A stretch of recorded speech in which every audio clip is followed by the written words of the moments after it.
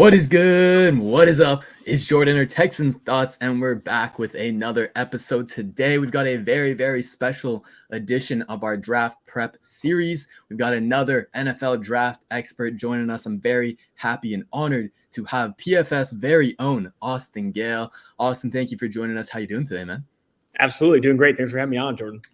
Awesome. Super excited to talk ball, talk NFL draft with a highlight on the Texans, of course. It's the best time of the year, man. I'm super excited. We're getting so damn close to the draft. I had Derek Klassen on last week, and he said that he was kind of looking forward to getting it over with. What are your thoughts, your general thoughts? You excited? You ready to move on to the next phase in the year? How are you feeling about this draft, man? It's definitely, I can see where Derek's coming from, right? It's so much work that goes into, a 4 day, kind of a 3-4 day span over, days 1, 2, and 3 of the draft. And I think that Sunday after, there's a lot of expectation around recapping the draft and all that stuff. But, I always think, oh man, I can't wait to get past it. Those 3 days, man, are so sick to see all the situations that you talked about 1,000 times actually yield the results and see where these guys go and see the Bears trade up for Justin Fields and Mac Jones go to the Patriots, to see all these situations that maybe you didn't see before. Those 3 days are probably the best of the NFL calendar year. Honestly, I think week one's fantastic. Obviously the Super Bowl, obviously the postseason, but the draft is right there up, in terms of just energy and entertainment. Absolutely. 100%. I'm with you. It's Christmas to me. And I think you're absolutely right. It's so funny to see, we go all this entire year of trying to hypothesize. I can't even speak all these scenarios. And then it shows us every year again and again, the draft is just a crapshoot. And it's completely unpredictable. And we're always going to get it wrong 9 times out of 10. So I think that surprise element for sure, I'm with you. It's super, super fun. But for those of you guys who don't know Austin, I don't know if you're living on a rock or whatever it is, but he is the director of content for PFF. He's also the co-host of the Tailgate podcast. I think he's definitely in the running, man, for the best stash. I mean, god damn, look at that beauty. I could never. My Asian ass cannot grow facial hair like that. So props to you. But I want to talk really quickly about his new series called Hutch, the story of Aiden Hutchinson. A great podcast series that you guys should really go check out, because I think Aiden Hutchinson, one of the top players in the class, my top player. And if he's there at 3, man, it's not looking likely at this point, but if he's there at 3, it's a no-brainer pick for the Texans. So I think that's a great series where you guys can get to know Aiden Hutchinson better and his journey to the NFL. I'm curious, Austin, what was your kind of major takeaway when you were going through that process with interviewing Aiden? Yeah, it was a phenomenal project to work with him and his family, Michigan coaches, Michigan teammates, and even a lot of Michigan media, right? It was wild to just see the amount of consistency when you talk to all these people, whether it's Harbaugh, his sister, his mom, a teammate, they all say the same things, right? In terms of on and off the field, high level character, high level, work ethic, high level production on the football field, teammate, all these different things. And talking to Aiden specifically, I think you can identify a lot of traits that are just going to last in the NFL. You know what I mean? I think you don't come out of a lot of interviews, in my opinion. I interview a lot of prospects on the Tailgate podcast. You don't come out of a lot of them saying, oh man, that guy has all the interview skills to be a Hall of Famer. But what you do come out of it oftentimes is, he has a lot of traits that'll help him last in the NFL, right? It's the work ethic. It's how you prioritize your goals. It's, how focused you are on maximizing your potential. And I think Aiden has so much of that I do think he's going to have, if anything, a very long career, and he's going to be a consistent starter for teams, for a long time to come. Yeah, absolutely. I echo that point a lot. I feel like he is definitely one of the safest picks at the top of that draft right there because of all the intangibles that you highlighted. I mean, this man seems like he's got a great head on his shoulders. And I have to imagine a large part of that is because of his dad, Chris Hutchinson, who is also a Michigan star, and he's kind of followed in his footsteps. Do you think you get to talk to Chris a good amount and kind of how he kind of laid the blueprint for Aiden?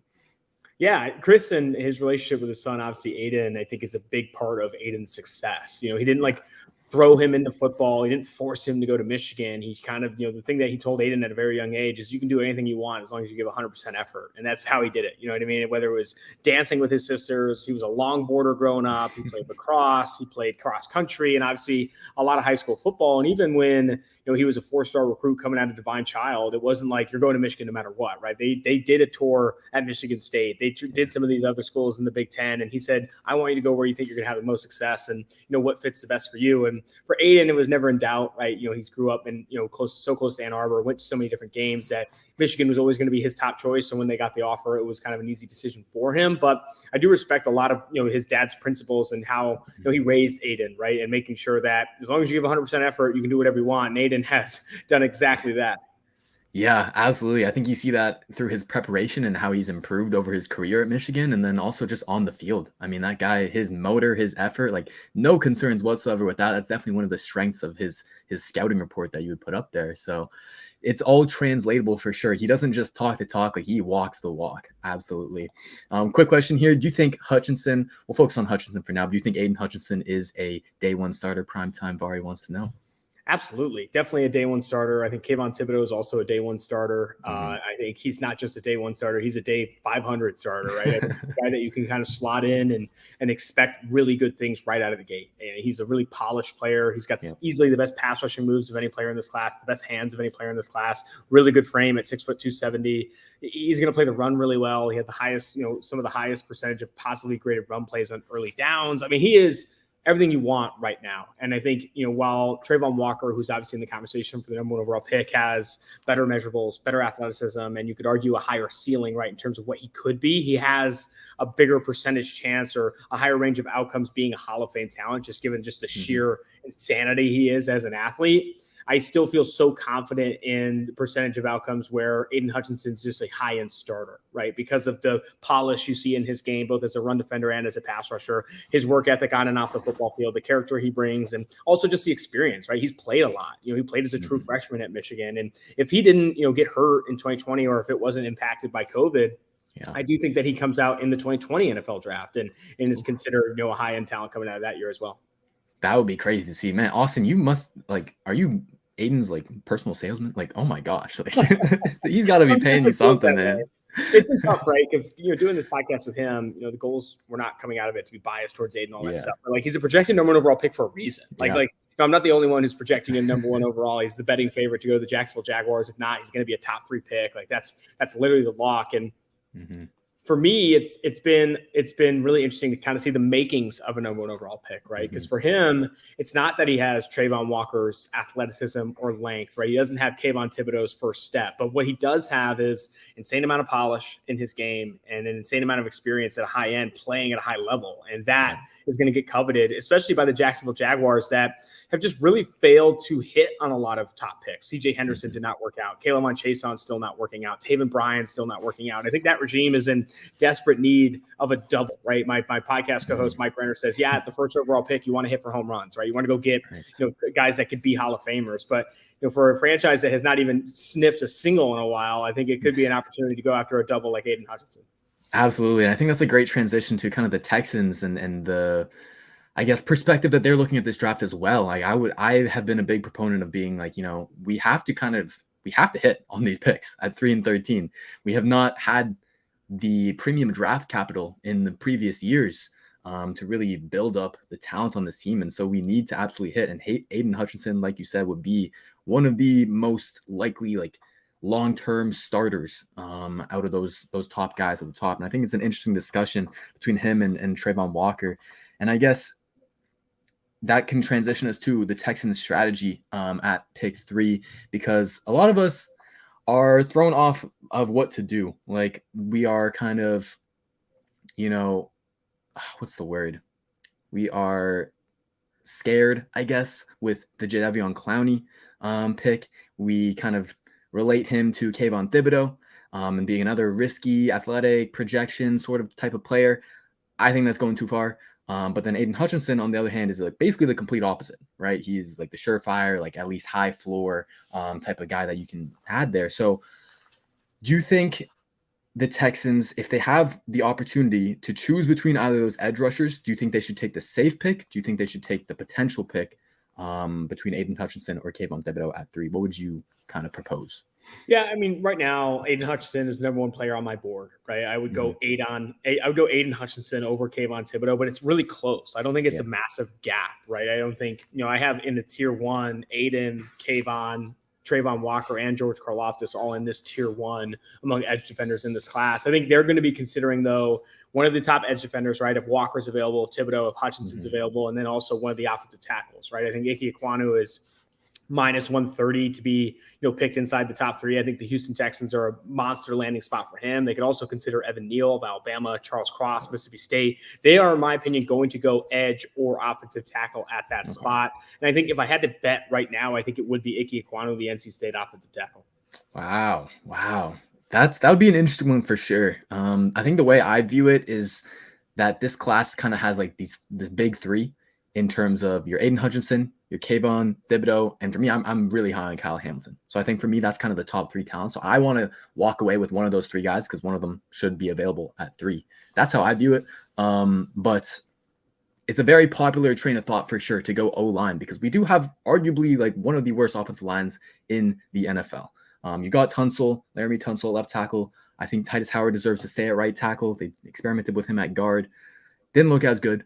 But the great thing, like you mentioned, with Neal and Ekwonu is that they're versatile. They both played guard as along with tackle in college. So in your opinion, Ike Ekwonu, you said, is kind of your guy who you'd put there. Do you think he can play guard better than Neal? Because that's kind of a big deciding factor between the two, for me at least. Yeah, I think if they're going to look to slot someone into guard, maybe I would lean Neal, right? Because Neal has more experience playing guard. He's also played multiple positions up and down the offensive line. I think his positional versatility is getting a bit underrated in this class as people consider, Neal. I think Charles Cross is a tackle only. I think he's probably going to only play left or right tackle in the NFL. But I mean, I think you're splitting hairs again, right? Like I think everyone obviously in the media, when you're building a draft board, right? It's like, do you want this guy or this guy, this guy or this guy? It's like, it depends on how that interview process went. How do they feel about the medical checks? How comfortable is Ekwonu moving to right tackle versus left with Laramie Tunsil obviously there? I think, so much more of it is, who do you think is going to slot in best, but more so like kind of what the team wants to lean into. So I don't think they can go wrong. I don't think the Houston Texans can go wrong going Neal, Ekwonu, or any of the top 3 edge defenders. I think that'll be, the best use of that pick. Say they don't trade down. Absolutely. I've been trying to preach this point too. I feel like the Texans are in such a good position, not only being at 3, but also just kind of the stage of the rebuild that they're at and with their roster construction. Like it's going to be very hard for them to kind of mess up this pick. Like you can go in so many different directions. Just take honestly the best player available. That's kind of always my what I want to preach. And I think there's also a scenario that people talk about, and Nick Caserio has been pretty vocal about, in terms of trading down. Do you think that is something that they should do, or do you think maybe they trade down at 13, or do you think they should stay at 3? What's your kind of thoughts about staying or trading down? It obviously depends on the offer you're getting, right? I don't think this trade up scenario in this year's draft is specifically going to be big because I don't see a lot of teams trading up for quarterback, right? This quarterback, in previous classes, you see Niners coming up big for Trey Lance, trading, 2 future firsts and all that stuff. I don't think you're going to see one of those bigger monster trades in this draft class because no one's going to really be interested in coming up that big for a quarterback. So it's very likely that there aren't a lot of offers to come up. If there are, and you're able to pick up some additional resource, it's such a low-end roster that I don't think you should pass on those opportunities. But it also depends how far you go down, right? You go down far enough, you're not getting any of the big 3 offensive tackles, and you won't get any of the big 3 edge defenders. If you want to add one of those positions, you can't probably get past 8. If the Atlanta Falcons want to come up, I think that's where maybe I'd start to think about it. That's perfect. That's what I've been doing in my mock drafts. If I am going to trade down, that's as far as I'm going, because I feel like that is kind of where the tier kind of drops off into the next tier of prospects. I'm with you. And I saw a comment in chat. Give me Sauce at 3. He's probably the only guy that we haven't mentioned so far in terms of the prospects I would personally love at 3. What are your thoughts on Sauce? Do you think it's too high? And how does he kind of compare to the cornerbacks in last year's class that were really elite, in J.C. Horn and Patrick Surtain? Yeah, I think, Gardner, it's not necessarily too high, right? I think it's more that, from a positional value perspective, I lean tackle and edge over corner. And that's splitting hairs a little bit, but you think about the highest non-paid quarterbacks in the NFL, either rush the passer or they protect it. And I think for corner, it's not that much lower on the chart. And if you value Gardner that much more than you do a Neal, a Ekwonu, or the edge defenders that will be available, you could definitely do it. I like Gardner more if they trade down, though, because then, you're maybe the tackles are off the board and all that stuff. And in terms of comparing him to last year's class, I like Surtain over Gardner. I think him and J.C. Horn are probably similar prospects for me, though. And same with Derek Stingley. I think Derek Stingley is in that tier as well. But Surtain, I thought was different, like absolutely different in terms of polish and all that stuff. I think we already saw that in Denver. Yeah, how quickly and instantly he translated to their scheme and everything, man. He could really do it all. Like guys his size should not be able to move as well as he did, dude. It was crazy for sure. But okay, so we talked about the strategy at 3. I'm in agreement with you. I think there's that tier of players that you can. It's really hard to go wrong with. And potentially trading down to 8. That's kind of as far as I would go. But I do think it's more likely that they could make a trade down from 13, and that's the pick that we're going to talk about next. Do you have a general kind of strategy in that range? Do you think there's certain values at certain positions that they should target, or is it just still mainly like best player available? What are your thoughts on 13? 13, I think, is where you open up for maybe a low value position guy like Okay. Jordan Davis or the defensive tackle from Georgia, or Kyle Hamilton, safety from Notre Dame. Like, I don't think it necessarily need to lock into a tackle, an edge, a receiver, or a corner if one of your favorites isn't available. I think if you're not going to go Kyle Hamilton or Jordan Davis, you start to lean probably Karlaftis is in that spot. Say they do go off the tackle at 3, the Purdue edge defender, and then maybe one of the top end wide receivers, Garrett Wilson, Ohio State, Chris Olave, Ohio State, Drake London, USC.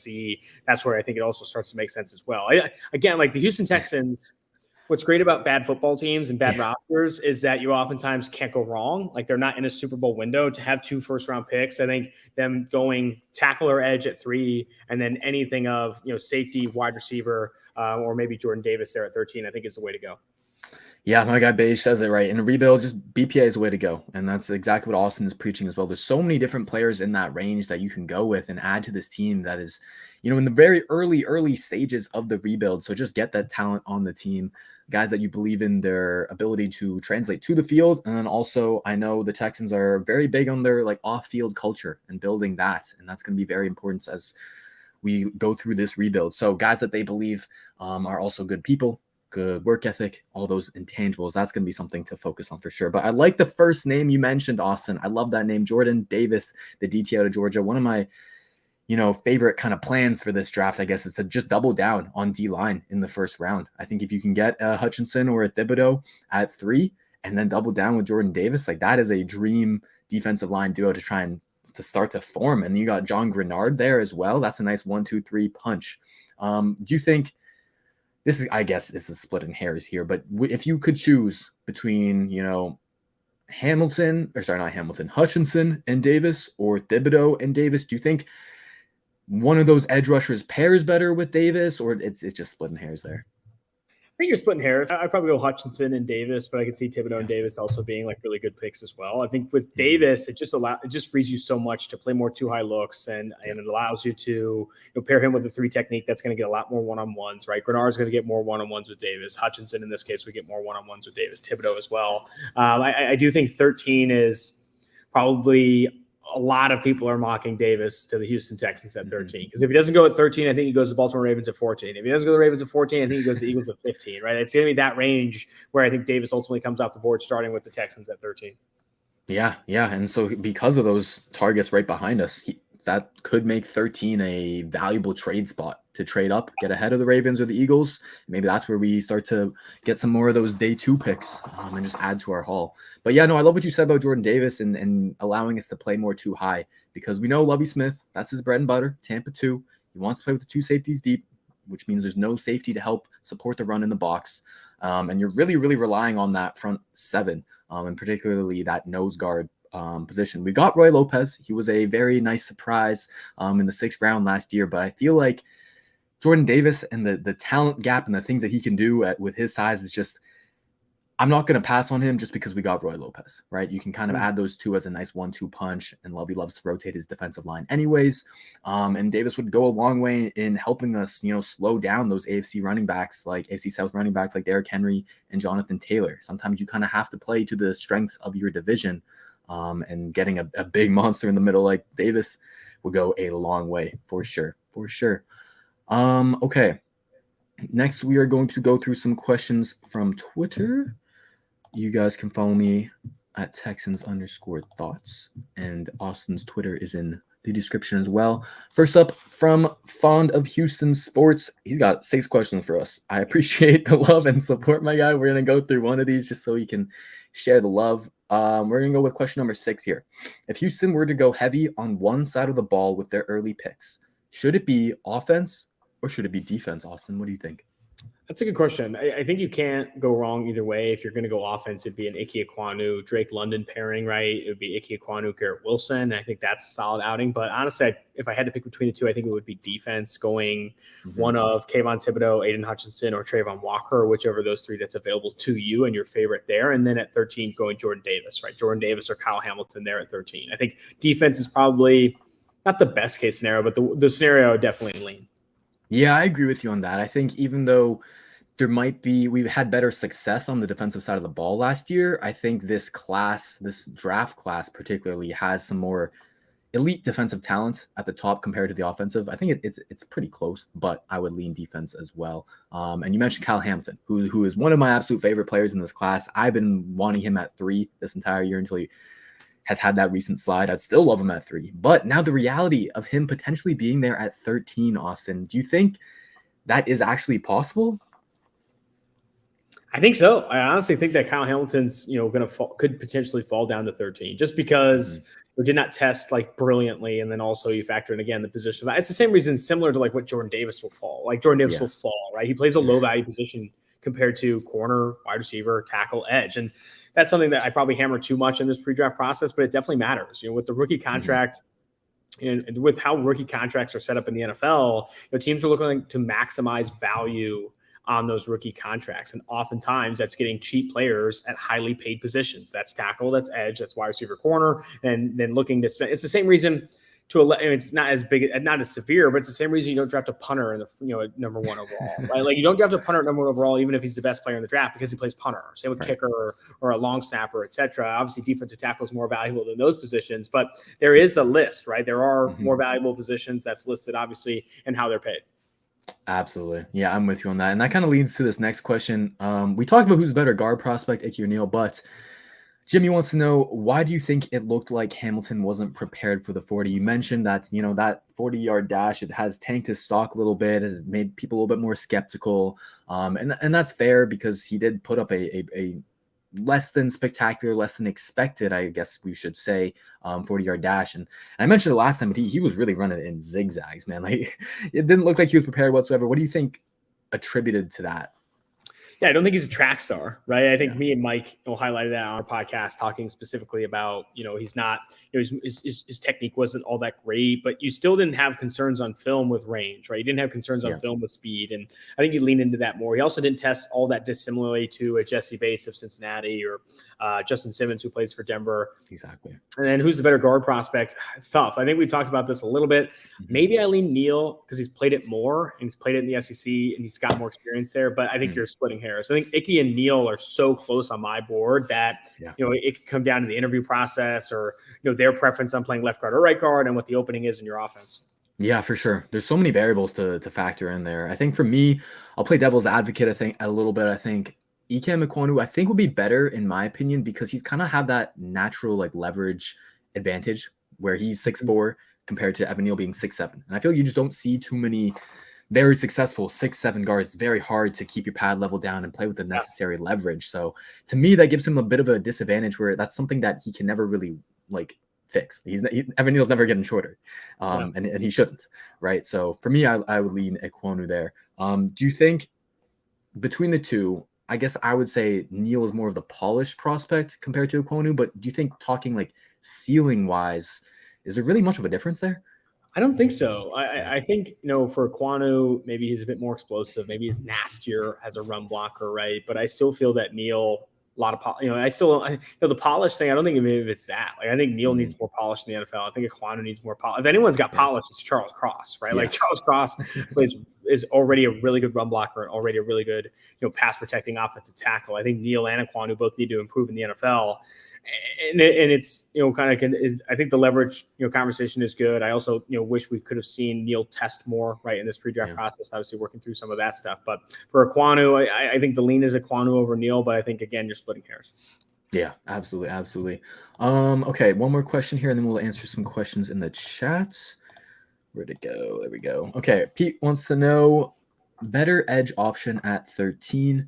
Jermaine Johnson or George Karlaftis. Austin, what do you think? That one's tough. I am bigger on Karlaftis. I like Karlaftis a bit more than Jermaine Johnson. Jermaine Johnson for me is not as I'm not as big on Johnson as others. I think I worry a little bit about the age. He's one of the older prospects, and also his production. Like, he wasn't an overly productive pass rusher at Florida State, even in his last season here in 2021. Did he have a good Senior Bowl? Yes. Is there, are there some moves that he has that others don't in this class? Absolutely. But I think Karlaftis is, a better prospect overall. I have him actually as a top 10 player in this class. Interesting. Okay, so you're sharing the same thoughts with Derek as well, and I pushed back on him. I have, so my edge rankings, I guess, are Aiden, Thibodeau, Jermaine, Karlaftis, and then Walker. So I'm very high on Jermaine, and it was interesting for me because when I first watched him mid-season, I wasn't as high, and I had him kind of like a high second-round pick, and I saw a guy who, high floor as a run defender, great effort and motor guy. He's going to clean up on stunts and pressures from his other teammates, stuff like that. But I didn't see, the pass rush nuance, the plan, the technique, all the stuff that you would want to see to project, a double-digit sack guy in the NFL. But then at the end of the season, I watched another handful of games, and then I did get to see those reps where, man, this guy is putting together when he actually gets to like tee off on third downs, and he's not just kind of playing more of a contained role. Like, this guy can really get after the quarterback. He shows counter moves, like being able to string multiple moves together. And so I was really able to buy into that, showing those flashes of technique on top of all the other things I already saw before. So I'm really high on Jermaine. I think, is he a perfect prospect? No. But I think his journey, like you said, being an older prospect, going through JUCO, going through Georgia, I feel like it's helped shape him to be the guy who he is today, and kind of show that, hey, I need to always put in the work to master my craft, because that's only going to get harder at the NFL level. So I feel like now he has that kind of like drilled into his mindset, and so it makes me a believer that he can improve even more. But between those two, I guess at 13, so you went Karlaftis for sure? Yeah. Okay. I'm going to ask you the same thing I asked about Derek. What do you make of Karlaftis' shorter arms? Because I feel like that's a big kind of talking point about him.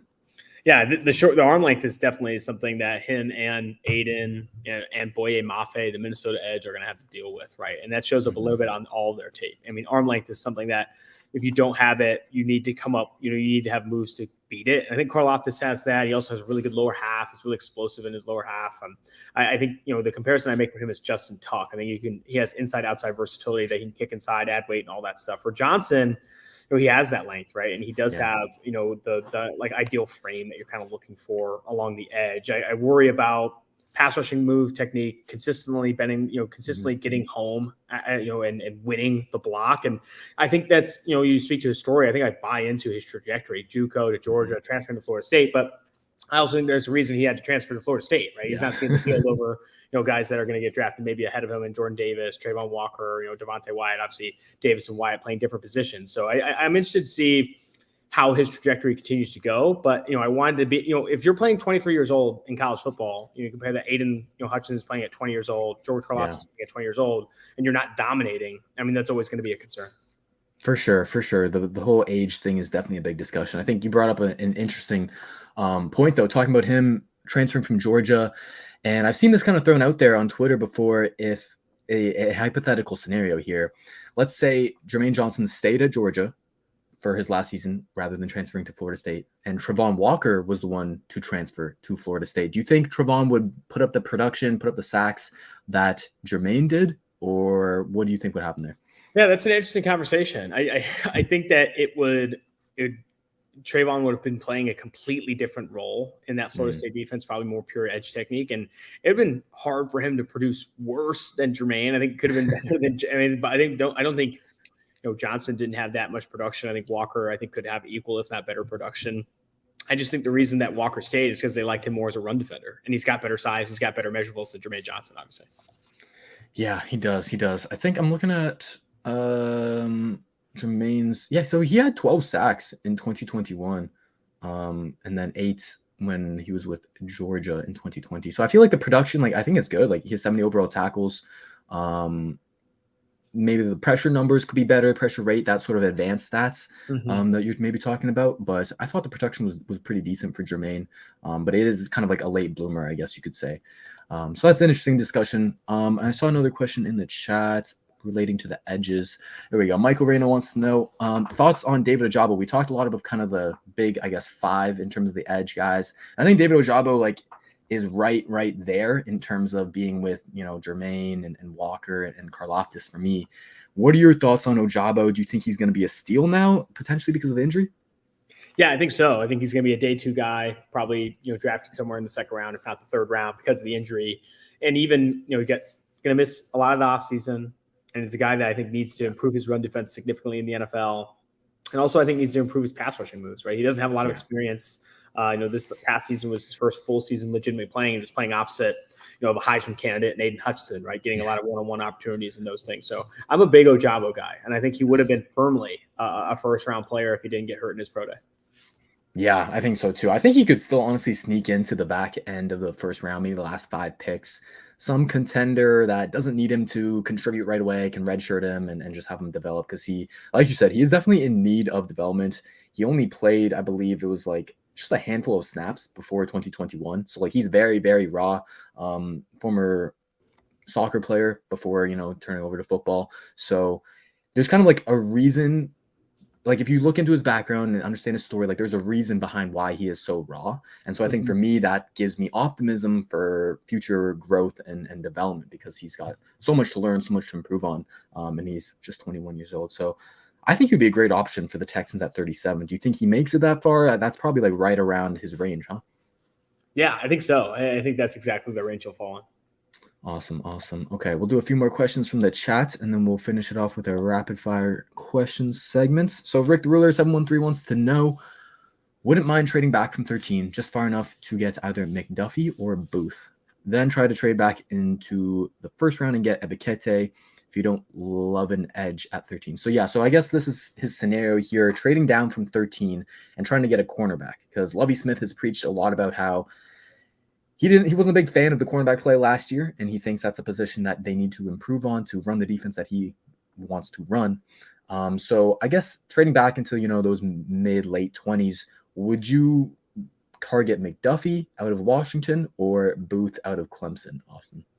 Yeah, I think for, you know, it all depends on if you want get someone to come up, right? Because I think the reason, you know, obviously Houston fans wouldn't mind trading back is the difference between a player that can be drafted at 13 versus a player, you know, in the late 20s. I don't think necessarily is that big this year, right? I think the draft class is deeper than it is blue chip. So going from 13 down to 20 and still getting a McDuffie or a Booth, and then finding ways to get back into the 1st round and grab Ebikete, I think is fantastic, right? I think, you know, the prime spot to be drafting in this class is that 15 to 32 range, because of just the depth, right? It's, you know, some people have said it's the worst year to have the number 1 overall pick because there's so many different guys who could go and all that kind of stuff. Yeah, for sure. Yeah, and Ebikete is one of the other, oh my gosh, we just keep going through all these edges, but I really want one of these edges because it's such a good edge class. Give me your thoughts on Ebikete. Where does he kind of rank among the other guys that we've mentioned? Yeah, Ebikete I'm a huge fan of. I actually like Ebikete over Johnson. I think he is a phenomenal edge talent coming out of Penn State, really long arms, good athleticism, and really, really good pressure production too. You look at, you know, 3rd and long pass rushing snaps. He's among the best in this class. You look at no stunts, no blitzes. He's one of the best in this class. You know, he's got a lot of really, really exciting advanced analytics in addition to the athleticism and the length. I think if he falls to round 2, I'd be really, really surprised. I think Ebikete is ultimately a 1st round player. Yeah, that's awesome. I think he's a 1st round talent as well. I thought he kind of reminded me of like a more athletic Jonathan Grenard, just in the sense that he has this kind of like compact build, and he's very much like a technician. His pass rush technique and plan for a guy his coming out of college is really impressive. And I love that he's able to kind of win on all 3 tracks, like to the outside, to the middle, to the inside. So it's very tough for a tackle when you're out on an island and you know that this guy can come at you in 3 different directions, like trying to guess and choose which path to stop them on. That's going to be really tough. So I love Ebikete as well. I think where he can kind of improve is in terms of run defense. Like he has some moments where he shows he's capable of doing it, but I think he could benefit from bulking up a bit. And that'll help him be, you know, a full 3 down player. Because I feel like, am I right in saying this? I feel like right away, early in his career, he's going to be more of a situational designated pass rusher. I think for him, I don't know. So I don't think it's going to be super situational. Maybe to start, I think he can actually be like a legitimate run defender as well. I think it depends on the role, the team that drafts him. I think he maybe needs to add some weight, but honestly, not necessarily. Like I think he's one of these guys that's getting slept on this class. Definitely someone I'm higher on than the consensus. For sure. And then we ended up talking about Abikete as well with Derek last episode. So I'm going to ask the same question. What do you think about the other Penn State edge / linebacker, Jesse Lucetta? Because he's one of my guys this year. I absolutely love him, but I want to hear your thoughts. Not as high on Lucetta. I wanted to see like probably a better Senior Bowl if I'm going to be on high on him. I didn't like the day 2. I see him more as like maybe a day 3 type of guy that maybe you're betting on in that range. But once you get to day 3, right, you're looking for guys that have some things that you like, but need to improve in a handful of areas before they become capable starters. That's where I kind of see Lucetta. Okay, that's fair. I think speaking to that last point you said, like you need to see like a trait or a value that you like. Like I love just like his physicality, especially as a run defender. Like I feel like he's pretty pro ready in that sense, whether you want to put him on the edge or whether you want to make him like a 4-3 Sam and just stack and shed some tight ends on the front side of runs. Like I think that's a really good skill set that he can bring to the team. No matter where you want to put him, I think he adds value in that sense. But I saw a good question in the chat. This is a big discussion point for Texans because we drastically want to improve our run game. We're sick and tired of having a league worst run game. We're sick and tired of watching Rex Burkhead and all those other running backs. So Louis T wants to know, when is the earliest to pick a running back? Yeah, PFF obviously is going to be a lot lower in taking running backs in the draft than like other outlets will be. But I do think with, top guys in this class, Breece Hall, Iowa State, Kenneth Walker, Michigan State, I think the earliest I'm taking them is honestly like round 3. And I know that's not ultimately what's going to happen. I think there's a chance a running back goes in the first round, right? But I just don't think the running back class is that good. And you think about it in a league now where there's only 6 running backs in the NFL last year that started more than 60% of their team's offensive snaps. Like there's not a lot of starters anymore. Like you're drafting complementary pieces. And if I'm not going to draft a starter with a pick, why am I taking one, inside the first 64, right? Why wouldn't I take, other pieces there and then look at some of the complementary styles that are probably going to be available late day 2, day 3? Exactly. There we go. Okay. So I'm not crazy. All of you guys love sending me mock drafts and I love it. But then you always have a running back at 37. I'm just like, I love the player, love Breece Hall, love Kenneth Walker. Like they are my running back 1 and 2. I guess Walker's 1 and Hall is 2. But it's just in terms of the value, it's just not the right play.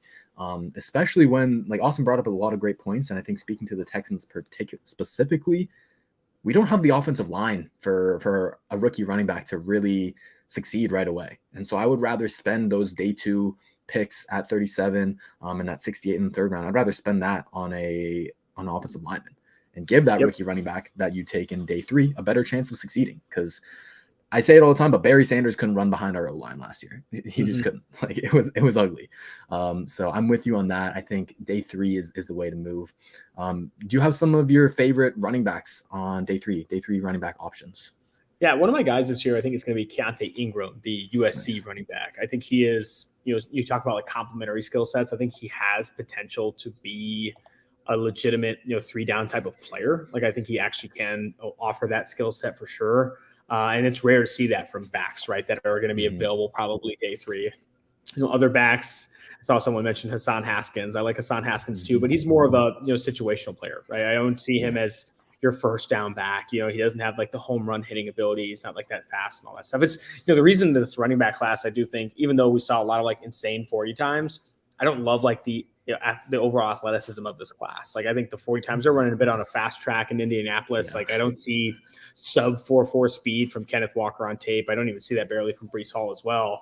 James Cook is one of the more dynamic players in this class. If I was going to highlight someone with home run hitting ability. So I don't know. I think it's interesting when you think about day 3, it's about what does your backfield already have, right? Does my backfield already have a pass catcher? Does it already have someone that's offering speed? If then I can maybe grab a Haskins or a Dameon Pierce, etc. Yeah, absolutely. And for the Texans, like I think the coaching staff, maybe not so much the fan base, but the coaching staff feels very confident in Rex Burkhead taking those 3rd down roles. And I think it's fine. Like he's okay. He can do it. So I think what we're kind of looking for is that main rundown, like just a good pure runner. So I personally like Hassan Haskins a lot. I know we've got a Michigan connection with Pep Hamilton, formerly coaching there, and our wide receiver coach / passing game coordinator being a former coach of Michigan too. So I think Haskins is a likely pick for the Texans because you're always going to want to draft guys that you have a rapport with and have a relationship with, right? So that's definitely a name to watch. But the first name you mentioned, Keonta Ingram, is a great one too because he was one of the Texans' top 30 visits, and he's also formerly a UT player. So us Texans fans know a lot about him, and maybe don't have the fondest memories of him at UT, but I think, like Austin said, there's a lot of traits to bet on there that he's going to be kind of outperform his draft slots. I do think he'll end up going late day 3, but I think he can become a guy who's, a great number 2 in a committee.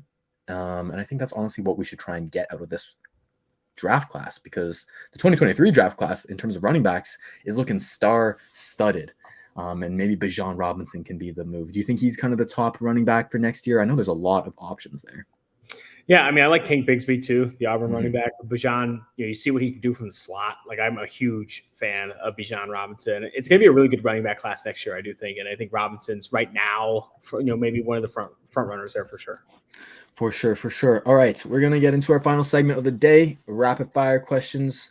Austin, who is your favorite defensive player in this class? Interesting. Hard not to say Aiden Hutchinson, right? Because he's my number 1 player, but I think that's kind of cheating. I think I'm going to be a lot higher on Andrew Booth Jr. than a lot of other media. I think he's a top 15 player in this class, the Clemson corner. Getting a little bit downgraded because of the sports hernia surgery. I think the injury is pushing him further down than he should. I think he's a tough man corner, physical. I think he comes downhill well. I think he tackles well. I think he can also play man coverage, which is just so coveted, obviously, in today's NFL. So I think Booth, I wouldn't say he's my favorite defensive player. Obviously, Aiden Hutchinson's the number 1 overall player on my board, but I think Booth is going to be one I'm higher on. Dude, I love it. I'm really high on Booth as well. He's my 8th overall player on my board. He tied for like the same film grade as Ahmad Gardner. So they tied kind of in cornerback 1 there, but I have Gardner a bit higher. But yeah, I absolutely love Booth as well. And especially for the Texans, I feel like he fits what we want out of a cornerback. He's got the height, he's got decent length, he's got great ball skills and instincts, like in zone coverage. He makes plays. He's an absolute playmaker, and I know Lovie Smith wants that out of his cornerbacks. And like Austin said, he's a great tackler. I think, is it fair to say he's the best run defending corner in the class? Yeah, I think so. I mean, I don't know. It depends on if you factor in slot corners, right? Jalen Petrie, I think, is a really good slot corner that plays the run really well. I think, that's always tough, though. In terms of outside cornerbacks, though, I think he plays the run really, really well. Yeah, I agree. Okay, yeah. In terms of outside cornerbacks, 100%. I do love Petrie, though. He's one of my guys.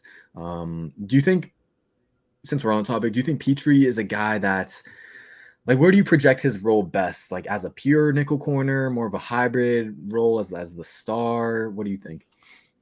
Yeah, I think it's probably slot corner, box safety a little bit. That's where I kind of see him best. I loved his slot corner tape. Like, I don't know, slot corners start in today's NFL. Most teams run 11 personnel more than 60% of the time. Like, slot corner, I think obviously has like a negative connotation compared to outside corner. And I think outside cornerbacks are more valuable, but slot cornerbacks see the field a ton. I think he is versatile enough to where if you didn't want to play him in slot corner and you want to play more base sets, I think he could play some box safety too. Absolutely. Agreed. Love Petrie. Okay, moving on. Favorites. We did favorite defensive player. Now to the other side of the ball. Who's your favorite offensive player? Favorite offensive player. I do love Ike Ekwonu. He's one of the highest ranked offensive players in this class. I'm actually going to go Charles Cross. I think Charles Cross is my favorite offensive player in this class. He's another one that I think is underrated. He's my OT1 in the NFL draft. I think he's underrated as a run blocker because he wasn't asked to do that a ton in the Mike Leach offense at Mississippi State. I think he's one of the best, polished pass protectors in this class as well. Yeah, I think he is the best pass protector among those tackles. The Alabama game to me really stood out. His ability to kind of change up his technique depending on the type of defender that was rushing him, whether it was a 3-4 end, whether it was a stand-up linebacker, whether it was a DB that was blitzing him. Like, he really knew how to change up his hand technique, the timing, whether he was going to bait a punch, whether he was going to shoot with 2 hands, 1 hand. Like, that really, really impressed me, like his advanced technique for a guy of his age. And I believe he's only a 2-year starter. So very impressed by that. And then, like you said, yeah, it was one of those weird narratives where, oh, he plays in this air raid system, he's not a good run blocker, yada, yada, yada. And I feel like there's 2 things going on there. One is just like the air raid system, but then also maybe compared to like Evan Neal and Ike Ekwonu, he might not be on their level of like nastiness consistently, but he's definitely a positive as a run blocker. I feel like he's got the technique down. I feel like he has the mentality. Like I saw a lot of reps of him just driving his legs and kicking out that front side D end. So I think he's solid in that regard as well. Love Charles Cross. Where is he? He's 11th on my board. Yeah, I think he's like a top 10 talent. I feel like that's fair to say, like borderline top 10 talent. All right. Moving on, our next rapid fire question is, who do you think is the most overhyped player in this class? That is tough. I think I might be going against your guy here, though. I think it's Jermaine Johnson. Jermaine Johnson is a bit overhyped at this point. I think I see him now as like a lock to go inside the top 10. When you can get Ebiketie, Karlaftis, other guys that I like in this class, maybe later in the teens or the 20s, and you got to tell me that Jermaine Johnson's a top 10 pick. I just think the hype has gotten a little bit too far, after what was obviously a really good Senior Bowl. Like he looked great at the Senior Bowl, but I think too small of a sample size, still an older player, all that stuff. Okay. That's fair. Next up is most underrated. Most underrated. I want to say Charles Cross. I've said that a little bit here. I think Andrew Booth is also a very underrated player in this class. Maybe Leo Chanel, Wisconsin off-ball linebacker, really good athlete. I think could sneak into the first round at the back end if there weren't other linebackers that I think more consensus were viewed on, like Devin Lloyd and Nakobe Dean. I think Leo Chanel, you go back, he's one of the best run defending off-ball linebackers PFF's ever graded, like very comparable to what Micah Parsons did at Penn State. That's enough for me with the athleticism to really consider him a top 50 player in this class. I think more people will get on the Chanel train as they turn on the tape. Yeah, I agree. I think he's a top 50 player. I think that linebacker class is really interesting in how they can all have different kind of skill sets that they bring to the table. But Leo Chanel, definitely, probably safe to say, I think it's between him and maybe like Quay Walker for the top like run defending linebackers in this class. I think they both bring like physicality at the position that you want, the instincts that you want. So I'm a big Chanel guy as well. But I got a question: is what do you kind of make of his coverage capabilities? Because he did test as a good athlete. I think he might have tested a bit better than he actually plays, but where do you see his coverage skills right now? Yeah, I mean, I think he's not someone that you want to immediately ask to like turn their back to the line of scrimmage and stuff, but I don't necessarily hate him in coverage as much as maybe some other off-ball linebackers in this class. And I think it's something that he's athletic enough to like develop into, right? Like I think if you asked him to do it, I think you'd be kind of pleasantly surprised with what he can do. Okay. Yeah. I kind of am with that as well. I think he might not ever be, a mismatch eraser or anything like that, but he's not going to be a liability either. And with how great of a run defender he is, like you'll take that for sure in terms of his coverage capabilities. But I think this is an interesting scenario. Primetime already asked, what are your thoughts on Brian Asamoah? And I feel like this just kind of like hit me as like, if I could combine like Leo Chanel and Brian Asamoah into one player, like that would be such a crazy linebacker. Just combining their athleticism and then Asamoah's gifts and coverage with Chanel's run defense gifts. It'd be crazy. But what are your thoughts on Asamoah? Do you like him? The linebacker. Yeah, I like him a whole lot too. And I think when you talk more about these off-ball linebackers that will be available on day 2, I think it makes it harder and harder to prioritize Devin Lloyd or Nakobe Dean in the first round, because I think there's going to be legitimate starting talent available on day 2. That's Brian Asamoah of Oklahoma, Leo Chanel, Wisconsin, Christian Harris, Alabama is someone else that you can be high on. Darian Beaver, Cincinnati. Like it's a lot of really talented off-ball linebacker prospects in this class. And I think the depth of that position could ultimately, have teams more often considering a Dean or a Lloyd as not options necessarily over, and thinking that they can go get starters on day 2. Yeah, and that hurts me to say because I love Dean. I'm one of the biggest Nakobe Dean guys ever. Like he's 6 on my overall board. I absolutely love what he brings to the table.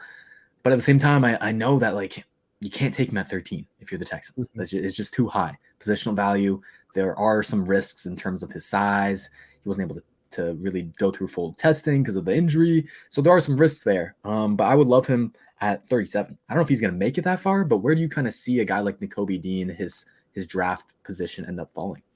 I think there's a chance he could fall to 37, right? I think it's, he starts to make sense in that 20 to 40 range where, I think Lloyd's already off the board. And if you're able to move past some of the size concerns and you want to ask him to immediately come in and, just like spot fire on gaps and stuff like that, not necessarily, play and read and stuff. I think I like his instincts a ton. Like his instincts is, is very, very underrated. But his athleticism is also great too. I think the size is probably the only bigger concern with Dean. For sure, for sure. And what makes me feel good about that for the Texans is they love their tiny linebackers. Like they want guys that are like 6 foot and like 233 pounds. That's perfect for them. That's perfect for what Lovie Smith wants, because he wants those quick guys, athletic guys that can drop in coverage and cover their zones well. So I think Dean would be one of my dream picks at 37 for sure. But we're going to finish up with our last rapid fire question, which is, if you could guarantee one player to start your franchise with. So imagine, you mentioned you're a Raiders fan. Imagine you're starting the Raiders from scratch. No one's on their roster. You can pick one player from this class to kind of be your face of the franchise. Who would that be? Hard not to say Aiden Hutchinson, right? I think Aiden Hutchinson, top player in the class, someone that I've got to know over this project, right? I think he's a high floor player, really, really talented guy that can, not going to change with money, not going to change with fame, and can actually wear that face of the franchise label and exceed expectations within that role. Yeah, that's a great one. I feel like he definitely is the kind of perfectly role model, I guess, for draft prospects to look up to in terms of how to carry yourself off the field and just be a professional. So that's great. I think we're going to end it with a few more questions from the chat. So if you guys want to drop in a few more, let us know. But Michael Reyna wants to know, what is our top 5 wide receiver rankings? I'll start with mine, and then we'll hit Austin's. Let me pull these up real quick. So my top 5 wide receivers, it's Treylon Burks at 1, Garrett Wilson at 2, Jameson Williams at 3, Drake London at 4, and then Christian Watson at 5. I'm a big believer in Burks and Wilson. And honestly, that entire top 4, like I feel like you can kind of mix them around, and each of them have their own stake to wide receiver 1. But what are your top 5 wide receiver rankings, Austin? I have a little bit different. I have Drake London 1, Chris Olave 2, Jameson Williams 3, and then I have Garrett Wilson 4, Treylon Burks 5. And I don't think, I think for me, what that highlights is just how close this receiving class is. Like, I don't think it's as good as last year's class with Devontae Smith, Jalen Waddle, Jamar Chase. I think it's a lot of guys with where their biggest range of outcomes is probably like high end wide receiver 2. Like London, I think best projects as like a power slot in the NFL. Burks, you talk to his, Arkansas head coach Sam Pittman. He says things like, I think his best role in the NFL is going to be the slot. Like, you think about a lot of these guys, not projecting them as, alpha target monster outside receivers, right? A lot of these guys like, oh man, like Wilson, you're going to want to move around a little bit to get off press. Chris Olave is not really good after the catch. Like there's like a little bit of flaws with a lot of the top end receivers in this class to where none of them are getting comparisons to Chase, Waddle, or Smith. And for that reason, I think a lot of people will be different in this receiving class in terms of what they value and how they rank them. Definitely. Yeah, I think it's interesting to know because like you said, comparing to last year's class, I feel like the concerns like with Devontae Smith, like, oh, it was just that he was too skinny. Like it wasn't necessarily like an actual trait on the field. With Chase, it was like opting out and maybe there was some like rawness in terms of route running, but it wasn't really on the same level of concerns of the wide receivers this year. So I'm in agreement with you. I think in terms of the top, it's not as star-studded, but man, it is a deep class. Like I think that's really where the wide receiver class shines in terms of like the second round to like the 4th round. Like I think that's really where there's like a big stockpile of talent, and I'm hoping that's where the Texans can pick up a guy, because I don't think they need to go get one at 13. I know that's a popular spot for a wide receiver to be mocked for us, and that's what some fans want, but I think you can find better value later in the draft. Okay, we're gonna finish this one with Blake Taylor's question. He says Treyvon Walker has been hyped up for Jacksonville. Is that actually a possibility? Or is it too good to be true? Is Walker going to go number 1 overall, Austin, or is that just not in the cards?